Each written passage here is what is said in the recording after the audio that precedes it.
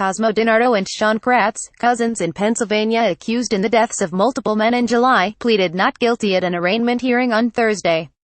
The move reportedly puts the option of the death penalty back on the table for prosecutors, who previously arranged a plea deal for DiNardo if he pleaded guilty.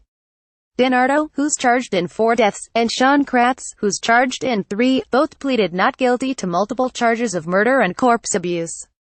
In July, DiNardo admitted to killing the 4 missing men and told investigators where they could find the bodies.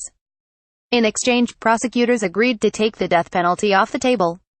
On Wednesday, prosecutors filed notices of aggravating circumstances in the case, essentially allowing them to pursue the death penalty if the cousins are convicted, Fox 29 reported.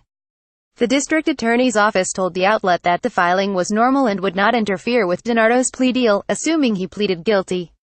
Prosecutors moved to keep death penalty an option. In slang, "We made an agreement with Cosmo DiNardo," Bucks County District Attorney Matthew Weintraub told reporters. "We're the district attorney's office. We honor our agreements. So should Mr.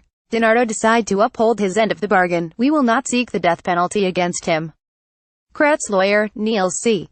Erickson Jr., said he commended the district attorney for extending to DiNardo an offer that removes the death penalty as punishment, but was disappointed and confused by today's action of certifying Mr. Kratz's case for capital punishment. "DiNardo is the admitted killer," he said. "We look forward to challenging the evidence and the aggravators at the appropriate time." Kratz gave authorities conflicting stories in July when he was interviewed about the missing men. He claimed that he had not participated in the slayings and vomited after the first man was shot, according to Detective Martin McDonough. Detective Cousins went for cheesesteaks after 4 men killed. He initially thought that he could talk his way out of his involvement here, McDonough said. The disappearances of Mark Sturgis, Tom Mio, Dean Finocchiaro and Jimmy Taro Patrick over the summer sparked an exhaustive manhunt on a 90-acre farm owned by DiNardo's parents in Solebury, 30 miles north of Philadelphia. The victims ranged in age from 19 to 22. Police used cadaver dogs and heavy construction equipment and brought in dozens of officers from the region to assist in the search until they finally found 3 of the men buried in an oil tank about 12 feet in the ground. DiNardo told police that he crushed one of the men with a backhoe after shooting him and tried to set 3 of the bodies on fire before burying them in the metal container, court documents show.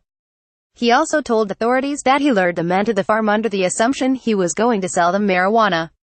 The Associated Press contributed to this report.